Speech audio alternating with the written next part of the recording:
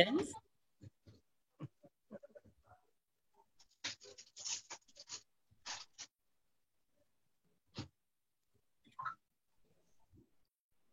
Nous sommes en live sur Facebook. On peut y aller.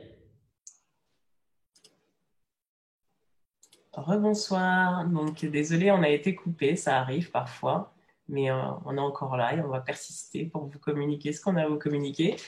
Donc, nous sommes avec Marie Toussaint, avec Swellen et avec Carmen et William. Avec Marie Toussaint, on vous a présenté le 28 un ouvrage qu'on a écrit ensemble qui s'intitule « Ensemble, nous demandons justice ». Cet ouvrage, en fait, consiste à faire un tour de France des crimes environnementaux. Bien sûr, il n'est pas exhaustif, hein, mais l'idée, c'était de pouvoir retranscrire des luttes, parce que ces luttes sont souvent invisibilisées, de pouvoir donner la parole aux militants. Certains dénoncent un certain nombre de choses depuis de nombreuses années. Et à travers cette lecture, ça nous permet un petit peu de prendre l'ampleur de la mesure de ce qu'on dénonce dans ce livre, à savoir que c'est pas forcément facile lorsqu'on monte un collectif ou une association de dénoncer les choses. En face, on a affaire à des gros poissons et c'est pas forcément évident. Un de ces chapitres est dédié à l'explosion de l'usine Lubrizol et aux aires d'accueil et aux gens du voyage qui vivent sur ces aires d'accueil. On a ce soir la possibilité d'avoir des témoignages à ce sujet et Marie qui va prendre la parole juste après moi va vous détailler un petit peu plus ce que dit ce chapitre-là. Et vous aurez certainement un début d'idée de ce que présente cet ouvrage, puisque c'est le premier webinaire, on en prévoit 7, justement, soit sur des grandes thématiques du livre, soit pour faire un focus sur un sujet particulier. Donc, je te laisse la parole, Marie. Merci Priscilla. Rebonsoir tout le monde. On espère que cette fois ça va tenir. Donc de nouveau, merci beaucoup à Swellen et Carmen et à William d'être avec nous ce soir. C'est vrai qu'on commence notre ouvrage par cette question de l'explosion de l'usine de Lubrizol qui, comme celle d'AZF à l'époque, a eu pour première victime des populations qui vivaient sur des aires d'accueil des gens du voyage et des populations qui se battent pour obtenir voilà, à la fois de la transparence, une indemnisation, des mesures de protection, qui se battaient déjà avant pour avoir des conditions saines de vie et d'habitat. C'est des populations qu'on met souvent loin des regards, qu'on écoute peu, qui mènent des combats pour justement essayer d'être entendues. Donc on voulait ce soir accueillir aussi les gens d'aires d'accueil. Malheureusement, ça n'a pas été possible pour ce soir. On continuera à œuvrer à leur côté, en tout cas à essayer de le faire. Mais ce soir, on est content d'accueillir William Hacker, qui est un juriste-chercheur militant qui travaille depuis longtemps sur ces sujets-là et qui essaye de recenser. William, tu nous en diras plus sur ton travail tout à l'heure, ce qui se passe sur les aires d'accueil. Peut-être juste pour dire un mot, mais en fait, il n'y a pas de connaissances, il n'y a pas de données qui sont produites par l'État français sur la situation des gens du voyage. Or, toi, dans tes recherches, que tu n'as pas encore terminées, mais tu as trouvé qu'au moins 63% des aires étaient situées dans des zones industrielles polluées ou dangereuses. Et c'est le cas notamment de l'aire de Swellen et Carmen, mais qui ont monté un collectif de femmes pour se battre justement pour voilà, vous allez nous raconter un petit peu votre combat et qui portent aussi et qui sont en solidarité aussi avec des combats sur d'autres aires voisines des vôtres. Voilà, donc on va passer cette fois, notre objet c'était vraiment de vous donner la parole à vous et donc on passe à vous après cette petite introduction. Oui, Swellen et Carmen, si vous voulez bien partager avec les personnes qui nous suivent des informations au sujet de votre collectif, pourquoi vous l'avez créé, quand est-ce qu'il a été créé et nous expliquer un petit peu votre lutte. Oui, bien sûr. Bonjour à tous. Je m'appelle Carmen. Alors, le collectif, justement, on l'a créé, ça fait déjà 7 ans, parce qu'on est au milieu de 2 usines, une usine à béton et une usine à concasserie. Une usine à concasserie, il y a des grands camions qui ramènent des grosses briques, on ne sait pas où ils les ont, et ils viennent juste derrière, parce qu'on vit dans un terrain où il y a au moins 250 ou 300 personnes qui vivent, vieux, des enfants et des personnes âgées. Et justement, on a créé le collectif par rapport à l'usine en trop, parce qu'on était déjà à côté d'une usine et un champ de pesticides.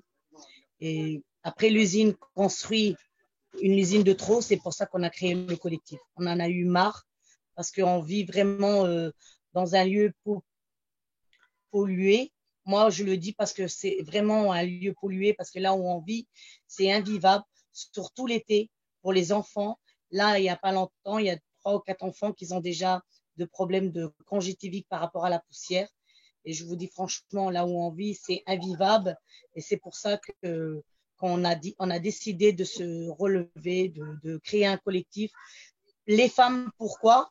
Justement parce que les femmes, ils ont des enfants et voir leurs enfants souvent malades à cause des bronchites, à cause des broncholites, justement par rapport à l'usine.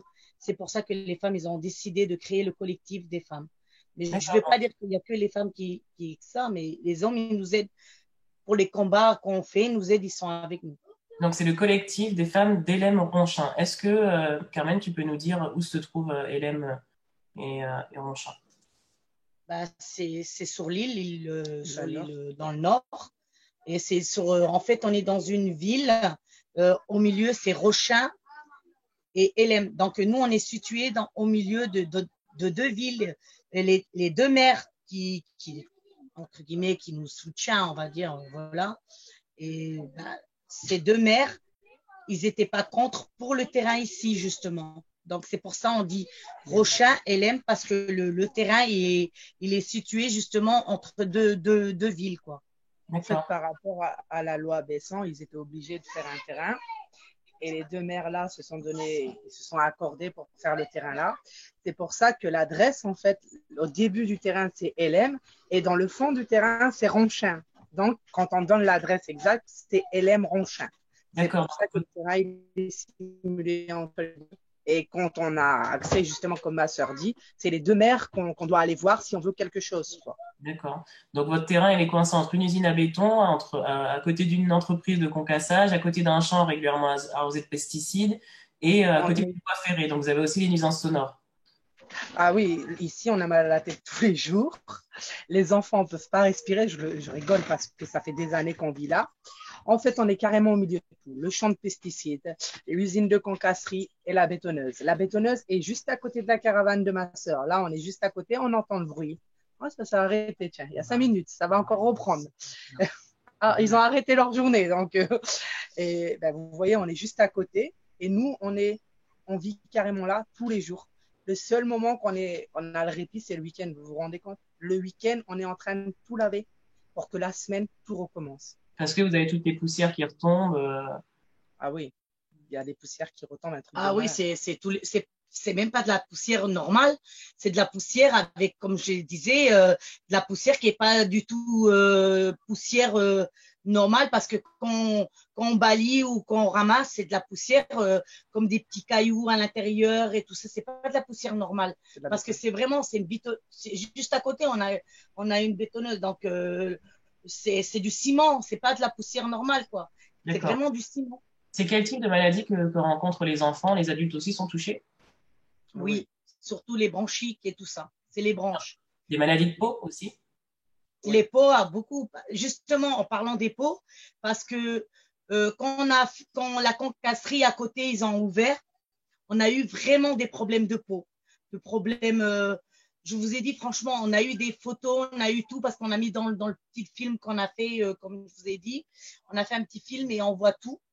Et par rapport à les photos que vous voyez dans le film, les vidéos et tout ça, c'était à l'époque où la concasserie a ouvert. C'était ce jour-là. On a eu que des problèmes de gale, de problèmes des petits gots, on a eu beaucoup de problèmes. Vraiment, on a appelé plein de médecins, et ils disaient que c'est pas par rapport à ça. Donc, pour nous, soi-disant, ils n'avaient pas assez de preuves que c'était ça. Mais on le voyait. Ça faisait quand même quelques années qu'on était là, on n'a pas eu ces problèmes. Bon, c'est vrai qu'au début qu'on est venu, on a attrapé quelques problèmes de peau par rapport à l'usine de ciment. Mais c'est vrai que quand Casserie a ouvert, c'était pire qu'à côté, quoi. Mais franchement, est-ce que ça vous force à vivre plutôt en intérieur? Du coup, ça se passe comment pour l'électricité et les factures de santé? Les factures, vous parlez des factures du terrain, tout ce que c'est, par exemple. Est-ce que vous avez été impacté au niveau du portefeuille? Est-ce que vous avez Ah eu oui, des dépenses à cause ah de oui, tout oui, ça? oui.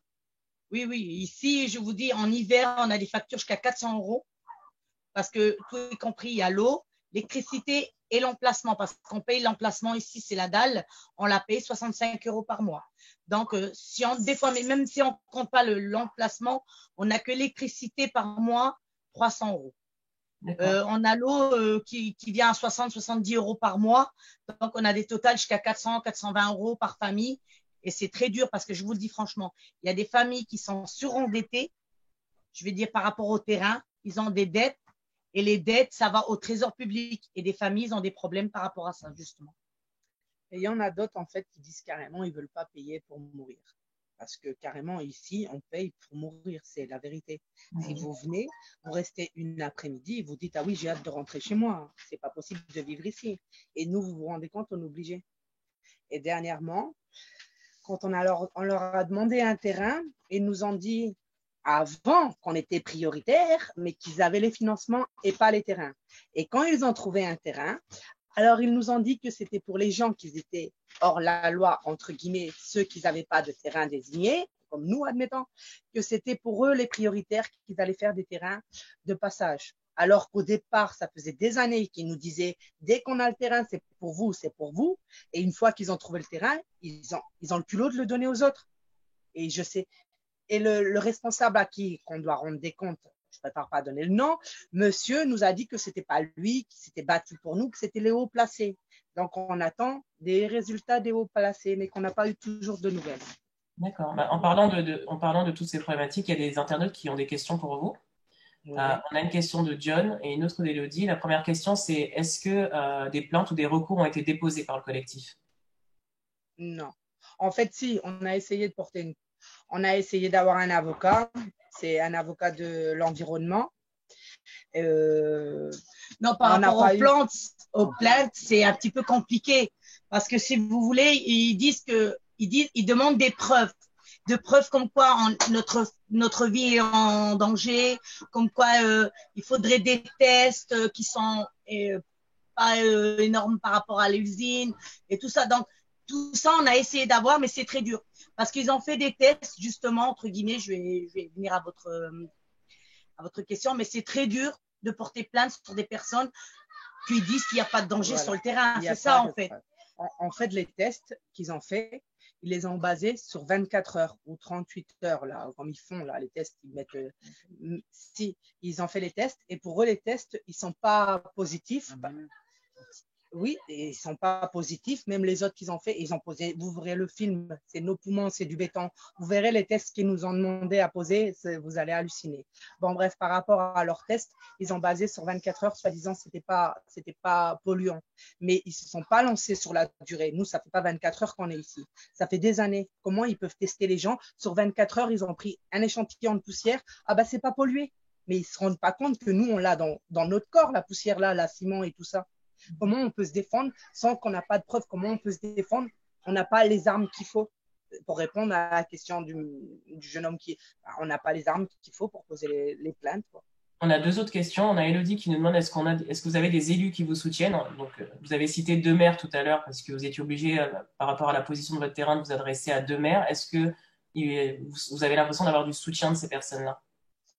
On a du soutien, mais comme le maire, il dit, il est pas tout seul par rapport à ça, parce que lui, il sait où on vit. Enfin, il sait, voilà, il est venu une ou deux fois, parce qu'on les a invités voir le terrain, franchement, parce que, et lui, il est avec nous, le maire de Rochin, je sais plus son nom déjà, le maire de Rochin et le maire de LM, on le voit rarement. Mais en fait, ils se lancent tous la balle. C'est facile à dire. Ouais. Quand on est avec eux, ils nous disent oui, on vous soutient, on comprend votre situation et blablabla et blablabla. Et quand on leur demande de l'aide, oui, mais je suis désolée, voilà leur truc à chaque fois. Je ne suis pas tout seul, il y a toujours plus haut placé que nous. Franchement, devant nous, ils nous soutiennent, mais on ne voit pas ce qu'ils font pour nous aider. Voilà. Quand on va les voir, oui, on vous soutient, mais on ne voit pas leur aide. Est-ce qu'on pourrait donner une petite idée aux personnes qui nous regardent de combien de personnes vivent sur l'aire? Vous avez dit environ 300 à 350, mais est-ce que vous avez la proportion d'enfants Des enfants, il y en a plus que les adultes. Ça c'est sûr. Ok. Et pour combien de personnes normalement votre aire? Déjà, normalement, elle est 50 dalles. Normalement, il y a 25 dalles. Il y a 25 dalles qui, normalement, on doit avoir 2 caravanes chacun. Mais comme ça fait des années qu'on est ici, les enfants se sont mariés, ont eu des enfants. On ne peut pas jeter nos enfants dehors. On n'a pas, du coup, on a dû racheter une caravane et eux racheter des caravanes pour leurs enfants. On ne va pas vous mentir, le terrain, il est surpeuplé. C'est pour ça qu'on demande déjà 2 ou 3 terrains pour reloger tout le monde. Franchement, on ne saurait pas vous dire, mais déjà, imaginez-vous sur une dalle, on va dire. Il y a 2 familles des fois. Ouais, 2 familles, on va dire 5 ou 6 enfants, peut-être plus des fois. Donc, faites-vous le calcul, c'est énorme. Et aujourd'hui, vos revendications, clairement, c'est qu'est-ce que vous demandez en tant que collectif et quelles avancées vous attendez concrètement? Franchement, nous, on veut changer d'air. Déjà, notre but à nous, c'est changer d'air et changer de terrain. Et reloger tout le monde surtout. On ne veut pas des maisons, on ne veut pas énormément. Hein. Nous, ce qu'on veut, c'est changer d'air. De toute façon, ils savent pourquoi on se bat. Ils savent qu'on a des réunions avec eux et tout ça. L'île métropole, ceux-là qui s'occupent des terrains, ils savent.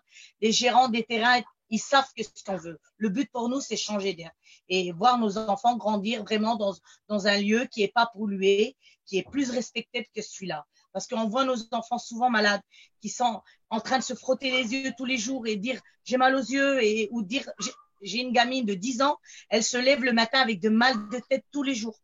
Tous les jours, elle me dit « maman, j'ai mal à la tête ». On se lève, on a tous mal à la tête avec le bruit qu'il y a ici. C'est invivable aussi. Il n'y a pas que la poussière, il y a que le bruit. Les bruits des camions qui viennent taper des bennes par terre en train de vider leur ciment. On entend ça, ça fait comme un tremblement de terre. Et dans les caravanes ou à l'extérieur, ça résonne tellement. Et un bruit de machine toute la journée, c'est invivable. Franchement, je vous dis, on en a marre de vivre comme ça. On veut vraiment de l'aide. C'est juste changer d'air et avoir un nouveau terrain. C'est ce qu'on veut. On ne demande pas la lune, on ne demande pas, c'est juste que les gens nous voient comme des gens, mais pas quand même des animaux à mettre à l'abattoir. Je ne sais pas si vous comprenez ce que je veux dire. Parce que pour nous, on n'a pas d'aide et on le voit par rapport à eux et on leur demande de l'aide. Ça fait déjà 7 ans que le collectif est créé, qui nous promet à chaque fois des trucs et que ça se passe à rien. On en a vraiment marre. Même ça, on en a marre. Donc, si vous aviez un message à faire passer aux personnes qui nous regardent, quel type de soutien elles peuvent vous apporter? On sait que vous avez créé un groupe Facebook qui s'appelle donc Collectif des femmes d'Hélène Ronchin, que ta sœur et toi êtes à l'origine avec votre mère de la création du collectif. Qu'est-ce qu'on peut demander à ceux qui nous regardent? Comment ils peuvent soutenir? Ou même aux gens qui seraient dans votre secteur Franchement, je ne saurais même pas quoi dire parce que on a tout essayé, justement, oui. On a tout essayé, on a tout fait.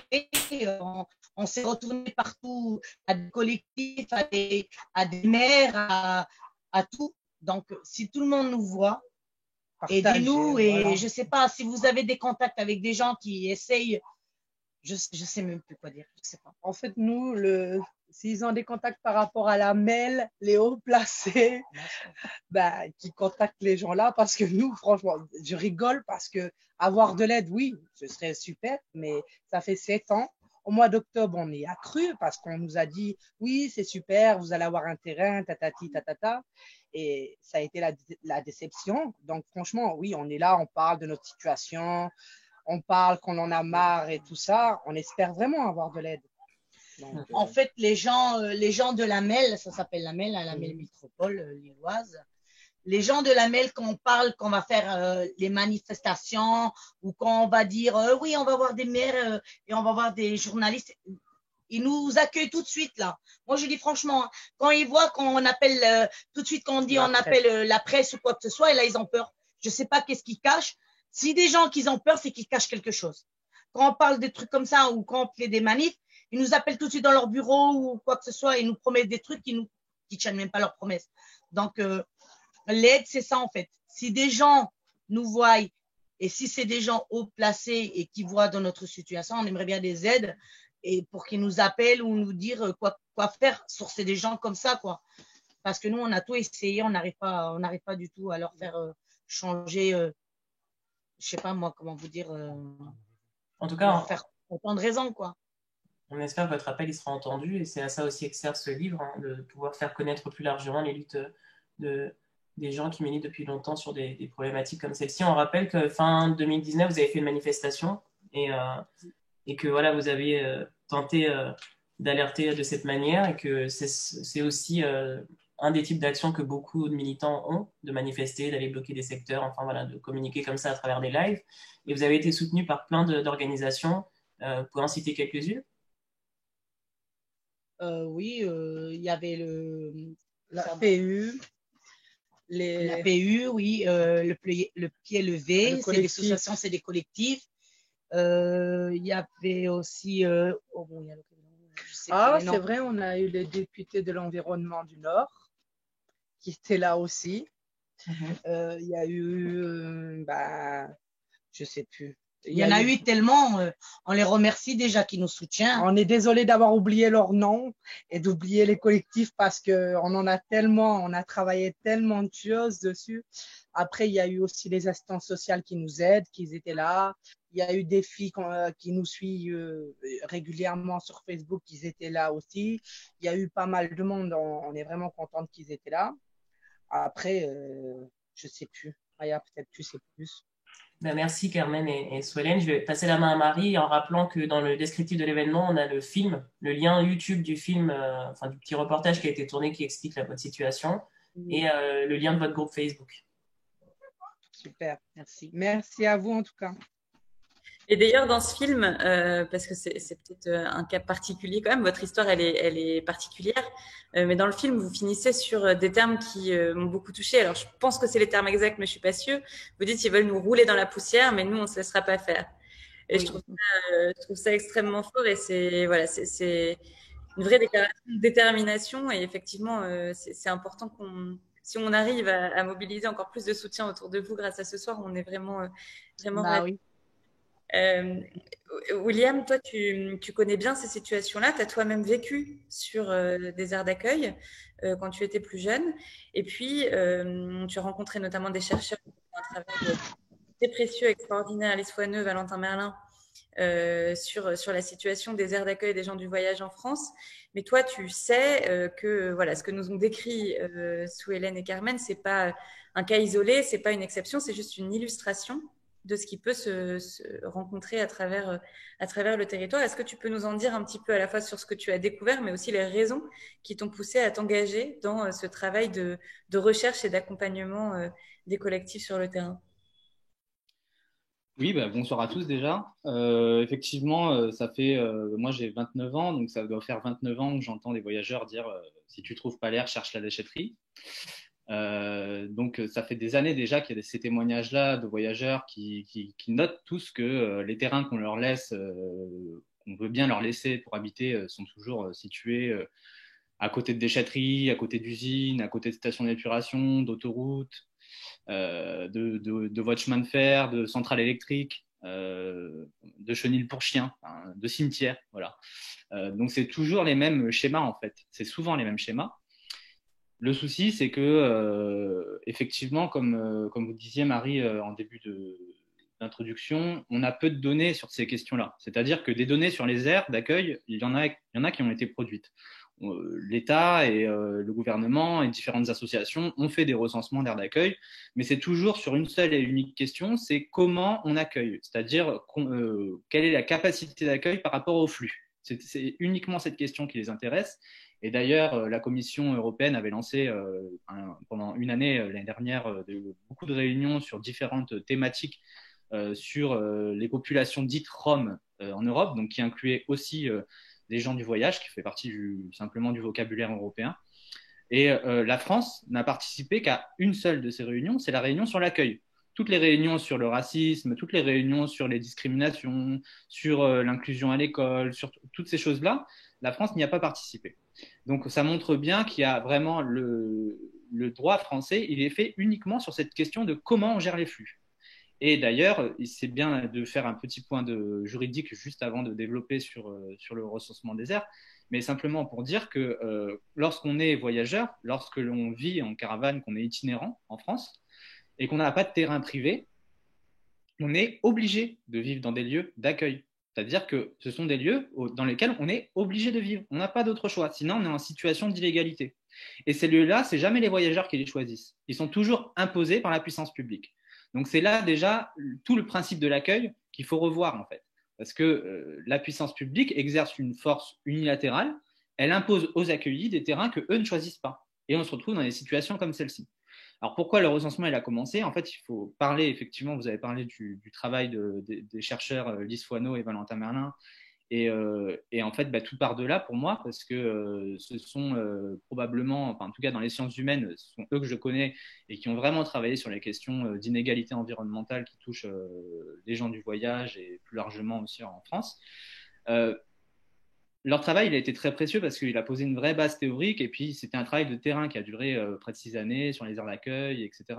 Ils ont vécu sur une aire d'accueil à côté de Marseille, à Saint-Menet, qui est aussi une aire d'accueil située en site Céveso au Seuil, à 5 mètres ou 10 mètres de l'autoroute, avec un terrain de motocross juste à côté, une déchetterie, des voies de chemin de fer, etc. Donc cette question-là, ils l'ont portée, ils l'ont étudiée. Et moi, en fait, ça fait un petit moment qu'on travaille ou qu'on se fréquente, en tout cas avec Lise, et qu'on parlait de ce sujet-là, qu'elle me parlait de ce sujet-là. Et lorsque le jeudi, je crois que c'était le 26 octobre, je me réveille et je vois à la télé cette usine Lubrizol en feu, j'entends que c'est une usine Céveso. Et ça me fait penser au terrain que Lise et Valentin ont fait à Saint-Menet et à cette aire d'accueil qui est située en zone Céveso. Donc, je suis allé voir sur le schéma départemental dans les Seines-Maritimes. Effectivement, il y avait une aire d'accueil au pied du site Céveso. Et tout de suite, on a contacté la préfecture, la mairie, la métropole qui est en gestion de l'aire d'accueil, qui a la compétence de la gestion de l'accueil des gens du voyage sur le territoire. Et on s'est rendu compte qu'en fait, personne n'avait réellement pris en compte ces collectifs, ces populations qui vivaient au pied de Lubrizol. Et donc, on a essayé de contacter les populations, on a réussi à les contacter, Lise et Valentin sont partis sur le terrain, et ensuite, on a mené une action collective avec les habitants sur le terrain, Lise et Valentin directement sur le terrain, moi, une autre association, donc une association de défense des gens du voyage à Besançon, et on a publié une tribune très rapidement pour relater donc à la fois le mauvais traitement qui avait été fait des populations à Lubrizol, parce qu'il faut dire que personne n'est venu s'occuper d'elles, personne n'est venu se soucier de savoir si elles étaient en train d'étouffer ou non, si elles pouvaient ou pas évacuer, ils n'avaient pas de locaux de confinement, donc il faut quand même rappeler qu'il y avait près de 70 personnes qui vivaient sur cette aire sans locaux de confinement. Bref, rien n'était aux normes et ces gens-là sont restés pendant 3 jours dans une caravane, non isolée donc, parce qu'une caravane, ce n'est pas un local de confinement, dans les fumées, dans les poussières, dans tout ce que vous voulez. Et quand on est arrivé, enfin en tout cas quand Lise et Valentin sont arrivés sur zone, c'était absolument effarant de voir que personne n'était venu les voir, que personne ne leur avait proposé des solutions de relogement. Personne ne leur avait dit, écoutez, on vous met temporairement un terrain pour vous enlever de ces vapeurs chimiques. Les odeurs sur place étaient absolument insoutenables. Les odeurs d'hydrocarbures, les odeurs, enfin tout quoi. Et le lundi suivant, un de nos amis juristes à la Voix des Roms part faire une réunion à la Commission européenne. Il assiste à une réunion donc, sur le mal logement et notamment sur la question des bidonvilles roms. Et il en profite pour glisser un mot à la représentante de la DIAL, donc de la direction du logement du gouvernement français, qui était présent à cette réunion, en lui parlant de cette problématique des aires d'accueil trop souvent situées en site industriel et donc en danger. Et elle lui a rétorqué que c'était un argument démagogique parce qu'il n'avait pas de données précises sur la question. Et c'est de là qu'est parti mon travail, en fait. C'est-à-dire… C'est ça qui est problématique, quoi. C'est que finalement ces données n'existent pas, donc ils disent le sujet n'existe pas. Il y a des données qui existent, mais on n'a aucune donnée qui existe pour nous dire combien d'aires d'accueil sont isolées des villes, combien d'aires d'accueil sont polluées, ou combien d'aires d'accueil sont soumises à des nuisances industrielles et environnementales. On n'a pas ces données-là. Et pour avoir ces données-là, il fallait entamer un recensement de l'ensemble des aires d'accueil françaises et ensuite sortir des pourcentages. Et c'est là que j'ai commencé à bosser sur cette question du recensement. Et effectivement, là, aujourd'hui, j'en suis à 40 départements, donc c'est à peu près 600 aires d'accueil d'analyser, donc c'est un échantillon qui est quand même conséquent. Sur ces 600 aires d'accueil étudiées, sur ces 600 aires, on a plus de 80% des aires qui déjà ne sont pas situées dans des zones habitables ou habitées, c'est-à-dire qu'ils n'ont pas de voisins, soit ils sont dans des zones industrielles, zones commerciales, zones artisanales, donc ils ne sont pas dans des zones d'habitation, ou alors ils sont carrément aux frontières de la ville. Et ça, c'est assez intéressant quand le collectif des femmes d'Helem-Ronchin vous disent on est entre Helem et Ronchin.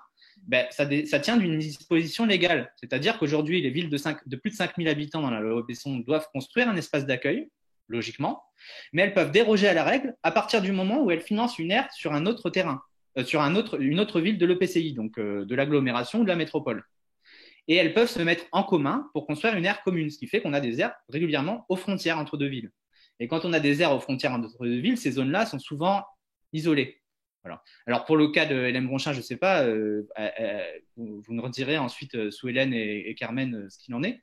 Mais moi, il y a tout un tas d'aires que je connais qui sont très drôles comme ça, où on rentre dans l'aire, on est en France, et le mur du fond de l'aire, c'est la Suisse. Ça veut dire que plus loin, c'est la Suisse. Ça veut dire qu'on les a mis tellement loin dans la ville et on a essayé tellement de les reléguer loin des autres habitants qu'on en est arrivé à les foutre à la frontière. Et on a un tas d'aires comme ça en France. C'est une récurrence vraiment dans les schémas de localisation des aires, de les placer aux frontières des villes.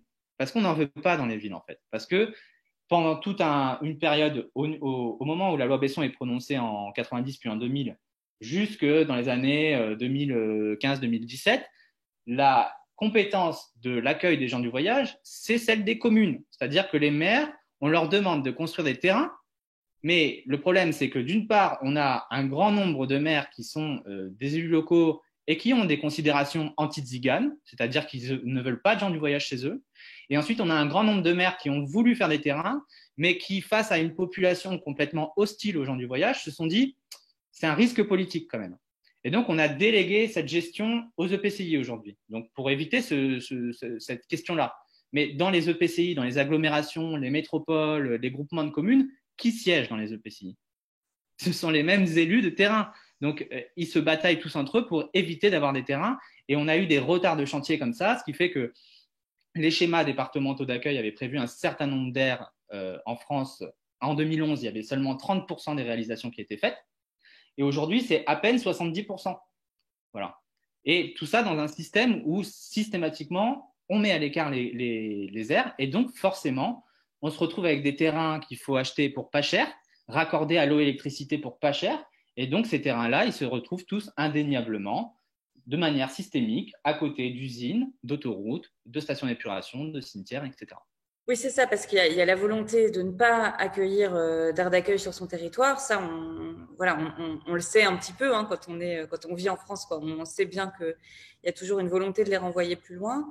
Mais par ailleurs, quand on finit par les ouvrir dans des lieux qui sont, comme le disaient sous Hélène et Carmen, des lieux qui sont pollués, des lieux à côté d'usines. Je crois que dans le recensement que tu as fait, et donc on comprend bien qu'il est militant ce recensement, hein, c'est pas une demande de l'État français d'avoir accès à ces connaissances. Je crois que tu l'as bien montré, que ce soit l'État ou la Commission européenne. C'est toi qui fais ce travail-là, donc avec des chercheurs, mais c'est toi qui le mène. Et voilà, donc on observe qu'à la fin, on est souvent à côté d'usines Seveso seuil haut. Donc les usines Seveso, c'est les usines très dangereuses, et les usines Seveso seuil haut, c'est les usines extrêmement dangereuses. Donc comme Lubrizol. On peut être aussi à côté des déchetteries. Il faut le souligner aussi, les déchetteries, ça émet des particules. Donc en fonction des types de déchetteries, elles sont plus ou moins nocives pour les gens autour. Quand on est à côté de voies ferrées ou d'autoroutes, c'est pareil. On a à côté de l'autoroute les pollutions particules fines, mais aussi le bruit. Donc voilà, donc c'est aussi ça le sujet, quoi. C'est qu'on se retrouve avec une violation du droit à un environnement sain, quoi. Ah ouais, complètement, c'est même pas pris en compte du tout. C'est-à-dire que le droit, en l'état du droit, en tout cas, les questions de localisation des aires, c'est absolument minime. C'est-à-dire qu'on permet en fait aux collectivités qui vont choisir ces emplacements de faire à minima. On met tout un tas de critères sur le mètre carré, l'emplacement au mètre carré, etc. Mais sur cette question précise des pollutions et de la place dans la ville des gens du voyage, c'est au bon vouloir des EPCI. Donc, on a des collectivités qui les prennent en compte, d'autres qui ne prennent pas du tout ces critères en compte, et on se retrouve avec des aires qui sont invivables. C'est des aires qui ne sont pas propres aux êtres humains. C'est des aires pour les chiens. Voilà. On traite les gens du voyage comme des chiens. C'est exactement ça. Et si, par exemple, je parle aujourd'hui de l'aire d'accueil de Gex dans l'Ain, moi, j'accompagne Édouard, qui est sur l'aire d'accueil de Gex dans l'Ain. L'aire d'accueil de Gex dans l'Ain, elle est située dans une carrière, entre deux carrières. de carrières qui sont par ailleurs des sites de brûlage illégaux, parce qu'ils n'ont pas les autorisations, de déchets toxiques. Donc, on a des batteries au lithium, on a toutes sortes d'appareils électroménagers, on a toutes sortes de déchets de BTP. Et les gens qui vivent dans l'air, eh ben, ces gens-là, ils ont à la fois des poussières, comme sur l'aire d'accueil d'Hélène-Bronchain, ils ont une concasserie aussi de pierres à côté de chez eux, ce qui fait qu'ils ont les vibrations, les bruits, ils ne peuvent pas manger dehors, ils se rendent fous, ils deviennent fous, c'est-à-dire qu'entre eux, ils n'arrivent même plus à se parler des fois. Et ça crée des tensions entre eux parce que vivre dans cet enfer sonore, olfactif, de vibrations et de poussière, bah ça tape sur le système en fait. Voilà. Et ces gens-là, ils se battent, ils font des recours depuis 2014 et pareil, ils ne sont pas entendus. Et des situations comme ça, on en a partout. Il faut aussi dire une chose, c'est que les aires d'accueil, ancienne version, avant Nicolas Sarkozy, ce sont des aires d'accueil qui ont souvent des sanitaires collectifs, qui sont souvent dans des situations, je dirais, spartiates pour rester poli, mais dégueulasses en restant mal poli. Voilà. C'est-à-dire que c'est des situations qui sont impropres aux êtres humains. Ensuite, on a créé les nouvelles versions des aires d'accueil avec des emplacements individuels et des blocs individuels, c'est-à-dire un lavabo, une toilette, une douche. Quand c'est très luxueux, une petite cuisine. Mais alors là, vraiment, c'est le top de l'air.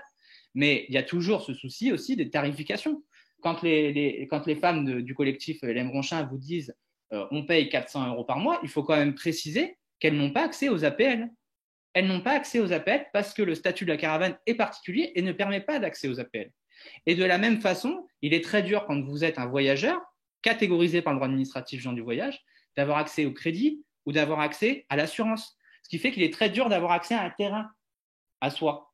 Et donc, on a des gens qui sont obligés de vivre dans ces aires-là. Et normalement, les personnes qui se fixent, comme c'est le cas sur l'aire de Hélène Bronchain, qui se fixent sur une aire, on doit leur fournir des terrains familiaux, plusieurs terrains familiaux. On doit leur fournir ces terrains-là parce qu'une aire d'accueil n'a pas vocation à ce que les personnes s'y fixent. Une aire d'accueil, c'est fait pour les gens de passage. Or, toutes les collectivités aujourd'hui traînent des quatre fers parce que ça coûte un certain nombre d'argent, mais les voyageurs contribuent. Ils payent sur les aires d'accueil. Ils payent leurs impôts, ils payent tout ça. Donc, ils sont largement capables, et d'ailleurs, c'est un business, les aires d'accueil. Faut quand même préciser qu'une grande partie des aires d'accueil en France sont gérées par des sociétés privées. Et que le chiffre d'affaires en 2011, donc c'est le dernier chiffre d'affaires connu, ça fait quand même 10 ans, et il n'y avait pas autant de réalisations qu'aujourd'hui, c'était 60 millions d'euros sur 3 sociétés. Donc, c'est quand même un business. D'accord, ça rapporte de l'argent. Donc, on est largement capable de dégager des terrains aujourd'hui pour ces familles qui se sont sédentarisées sur les aires parce qu'on ne leur a pas laissé le choix. Ça a été extrêmement brutal, la loi Besson. On a mis les gens dans des lieux à part. On a cassé leurs schémas sociaux et leurs schémas économiques, ce qui fait que les gens se sont appauvris et se sont fixés sur les aires. Et ben aujourd'hui, ces gens-là, il faut leur permettre de se sédentariser correctement. Et pardon, je finis rapidement. Tous les gens de passage, il faut leur permettre d'avoir des places de passage, tout simplement. Et juste avant de repasser la parole à Priscilla et de revenir aussi vers Souhélène et Carmen, mais on approche de la fin de notre webinaire.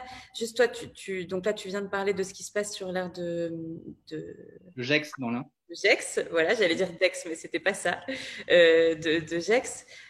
Tu nous as parlé assez vite de Souhélène et Carmen et du collectif des femmes Hélène Bronchain qui mènent ce travail-là depuis très longtemps, en fait. Où ça en est, l'état des luttes sur le terrain, et je crois que j'entends à travers ce que tu racontes aussi l'idée que comme Souhélène et Carmen, on peut, quand on habite à côté de ces aires, justement aller s'enquérir de comment ça se passe, potentiellement filer un coup de main pour que ça aille mieux. Voilà, juste est-ce que tu peux nous dire un petit mot de où ça en est, l'état des combats, l'état des luttes voilà. L'état des combats et l'état des luttes, c'est qu'on a plein de petits porteurs de lutte en fait, partout en France, mais qui sont complètement isolés et qui se retrouvent dans un système avec un axe politique local, médias et police qui les discrimine et qui leur empêche de porter une voix. Voilà. Donc ça, c'est le souci. L'état des luttes, c'est qu'on a donc plein de gens isolés. Quand on leur vient en aide sur les questions juridiques, on les aide à porter plainte, on les aide à aller vers les médias, etc., il faut faire un travail collectif avec ces gens, avec les gens qui vivent sur les aires d'accueil. Voilà. Et donc, nous, c'est ce qu'on a essayé de faire à Lubrizol. Et on est allé jusqu'à l'Assemblée nationale avec les habitants de Lubrizol. Mais aujourd'hui, l'idée, c'est vraiment d'aller vers les gens qui vivent en aire d'accueil et d'aller faire des collectifs avec eux, de monter des collectifs et de rassembler ces collectifs. Parce qu'ils ont beaucoup de choses, on a beaucoup de choses à apprendre les uns des autres. Et les collectifs ont beaucoup de choses à apprendre les uns des autres aussi. Voilà. Et l'idée d'une initiative, si un jour ça arrive, d'une initiative nationale de tous ces collectifs, serait super. C'est ce qu'on a essayé de faire avec la tribune que les femmes d'Hélène Ronchin d'ailleurs co-signé avec nous pendant le Lubrizol, qu'on avait publié dans Libération. C'était exactement l'idée de notre tribune et de notre démarche.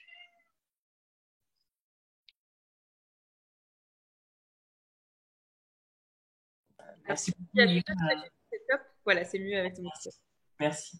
Merci beaucoup, William. Est-ce que tu pourras poster pour les internautes le lien de la tribune dont tu parles, qu'on puisse peut-être la relayer et Swellen et Carmen, du coup, vous avez eu pendant le confinement un avant-goût de ce que peut être un cadre de vie plus calme en tous les cas, même si le lieu n'est pas approprié, puisque les usines étaient à l'arrêt. William parle de terrain aménagé pour les personnes qui sont obligées de se sédentariser. Donc, ce n'est pas vraiment une aire d'accueil que vous attendez, mais un vrai lieu de vie pour vos familles. Et c'est le message que vous voulez faire passer. Vous avez vécu ça comment, le confinement? Franchement, pendant le confinement, l'usine ne fonctionnait plus, les deux. Ben, franchement, il n'y avait plus de poussière, il n'y avait plus de bruit. Les enfants, en plus, pendant le confinement, pendant les 15 jours, un mois qui a fait des beaux temps, on n'a eu que du soleil. Les enfants, ils profitaient de leur piscine, profitaient de leur journée. Les gens ici, sur l'heure d'accueil, ils n'arrêtaient pas de faire des barbecues. Tout le monde vivait, comme il a dit lui. C'est vrai qu'on entend du bruit et quand on a de la poussière, tout le monde se crie dessus. Les gens, ils ne sont plus comme… Mais là, c'était vraiment, tout le monde avait changé. Tout le monde parlait calmement. Les gens, ils se voyaient, ils parlaient entre eux, ils mangeaient en barbecue, tout ça. Mais c'est vrai que c'était une autre vie. Parce qu'on le voit par rapport à l'usine et le bruit, c'est vrai que les gens, ils sont plus énervés, ils vivent mal, quoi. Donc, quand ils ne dorment pas assez et ils se lèvent avec des mal de tête, on se prend sur tout le monde. C'est vrai qu'on le voit aussi, hein. Mais c'est vrai que dans notre but à nous de repartir ici, ce serait vraiment des terrains habitat adaptés. Ça s'appelle comme ça. C'est des terrains avec une petite maison à côté, avec une cuisine, une chambre, une douche, une toilette, et mettre la caravane à côté. C'est ce qu'on veut, nous, c'est vrai. Notre combat à nous, c'est ça, en fait. C'est des terrains familiales, nous aussi. Il y a aussi la proposition, si, oui, c'est vrai, c'est des terrains familiales. Mais les terrains familiales, c'est autre chose que les terrains habitat adaptés. Mais ça serait bien une de l'autre, en moins qu'on en aura quelque chose le jour qu'on en sortira d'ici. Mais j'espère pas trop tard. J'espère qu'on va pas mourir ici par rapport à la poussière parce que nous, c'est pas la maladie dès qui est venue là, on a peur le plus. C'est plus de la santé, de ce qu'on respire tous les jours. C'est ça, en fait, la maladie qu'on va mourir, nous. Ouais, c'est même pas le Covid qui vous fait peur, c'est déjà ce par quoi vous êtes impacté depuis des années, quoi.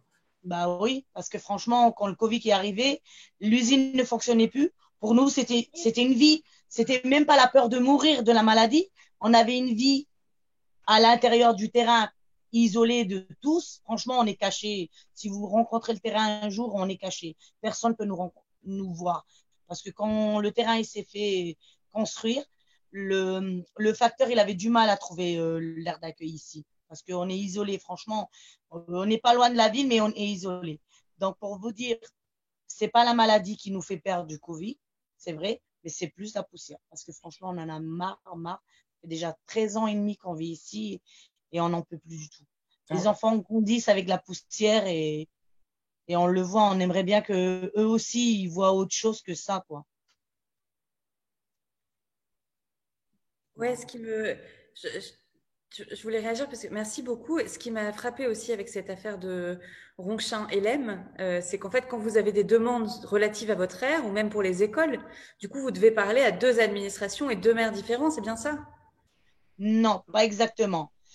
Si vous voulez, le maire de Ronchin, il n'est pas énorme par rapport à chez nous, mais sinon pour l'école et tout ça, non. C'est plus LM. Parce que l'adresse chez nous, c'est plus LM que Ronchin. Parce que sur notre adresse, c'est plutôt LM Lille que Ronchin. Mais ça s'appelle comme ça parce qu'on est entre les deux, quoi. En fait, le début du terrain, c'est LM et dans le fond, c'est Ronchin. Mais c'est toujours la même pour adresse. faciliter les facteurs et les écoles et tout ça, LM a pris plus l'avantage, quoi. Mais le terrain est situé entre les deux, quoi. Ça, Merci. On a une dernière question pour vous tous. au regard du droit, est-ce que vous avez l'impression qu'il y a quelque chose à changer au niveau de la loi, des lois en général, pour que votre situation puisse être améliorée? Si oui, sur quel sujet exactement? Qu'est-ce que vous pensez qui peut être pointé du doigt pour que, pour que les choses changent? Et ensuite, on conclura en invitant les gens à, si ils souhaitent poursuivre la discussion, partager des témoignages ou vous adresser des messages, à écrire à nous demandons justice à protonmail.com. Oui, bien sûr, on voudrait qu'il y ait des lois qui changent.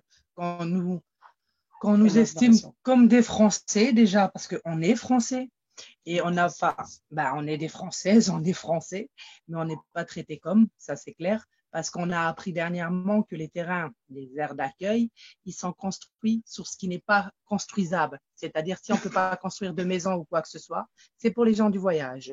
Donc, carrément, on nous traite de déchets et ça, ce serait une loi qu'on devrait changer. On est des citoyens français et franchement, on ne voit pas d'où c'est que la loi est derrière nous. À chaque fois qu'on réclame quelque chose, vous pouvez pas, c'est pas là, vous n'avez pas le droit. Justement, on veut ce droit. Je ne sais pas quelle loi qu'on pourrait mettre, mais je voudrais que ça change.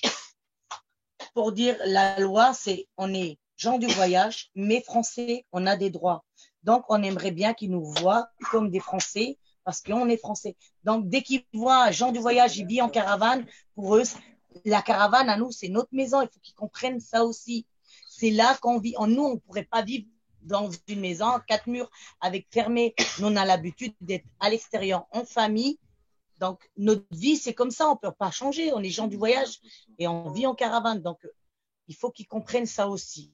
Parce que c'est vrai, on est des gens juste parce qu'on est, entre guillemets, différents.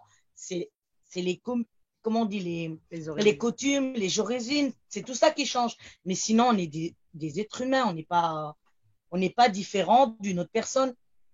Je ne sais pas si vous comprenez. On n'est plus gens du voyage, en vrai. On est sédentarisé. On garde le nom gens du voyage, mais on voyage pratiquement plus. C'est carrément, on est sédentarisé. Quand on va parler, quand on demande quelque chose, non.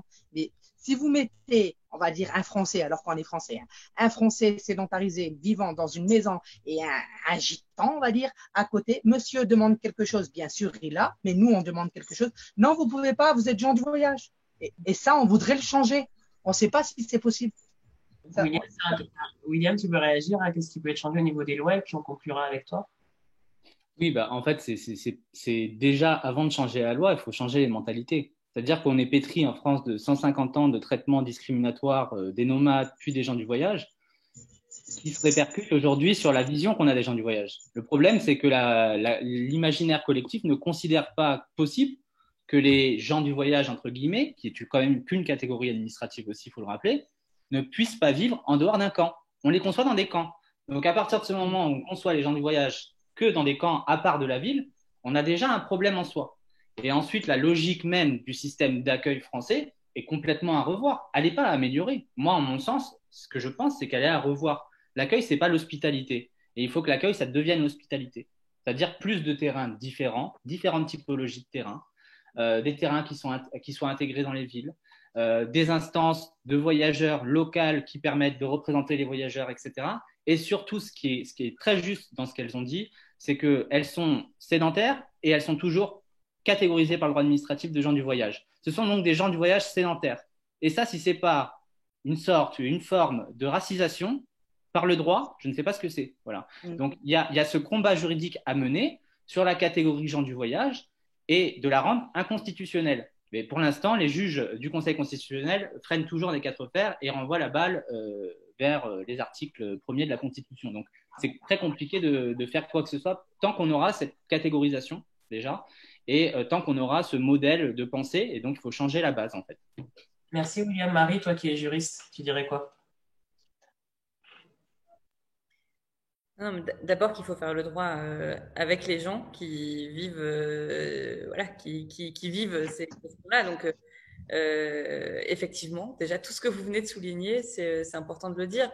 Après, j'irai plus loin, là, sur tout ce qu'on dit, quand on dit on respecte pas le droit et un environnement sain, peut-être qu'il faut justement tout reconstruire autour de cette question-là, quoi, faire en sorte que chacun, donc pas seulement pas seulement vous, mais tout le monde aussi, sur les aires d'accueil comme ailleurs, puisse vivre dans un milieu qui soit protégé, respirer un air protégé, pouvoir élever ses enfants sans qu'ils soient malades, parce qu'on les aura pollués. Et donc, ça veut dire aussi avancer sur la question des droits de la nature et condamner les crimes contre l'environnement, ceux qui nous polluent, quoi, qu'il y ait une vraie responsabilité qui soit établie.